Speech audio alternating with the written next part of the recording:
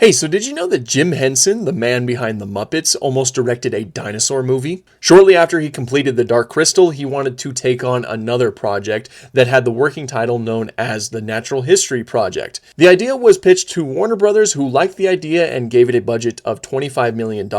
It seems that the story would have followed a young Corythosaurus who is kind of like partnered up with a older, more grumpy Parasaurolophus. They probably would have been a really fun dynamic duo right there. Along the way, we would have been introduced to creatures like this Ankylosaurus, this Styracosaurus that looks really awesome in this concept art, and two dim-witted Pachycephalosaurs. The movie would have also had a trio of villains that consisted of a Velociraptor, likely a Dromaeosaurus, and an Oviraptor. These would have acted as the comedic relief villains, in contrast to the main villain, who would have been a Tyrannosaurus Rex. I think this would have been really cool. I'm glad that we do have these concept art pieces for it, but I would have absolutely loved to see this movie actually come to light. Unfortunately, the production of the movie was canceled when it was learned that Universal was working on their own dinosaur movie, known as The Land Before Time, which again, I think is pretty unfortunate because I would have really liked to see this movie. Thought I'd talk about this really quick because I currently have Jim Henson Studios on the mind because my wife and I just watched a Muppet Christmas Carol the other night.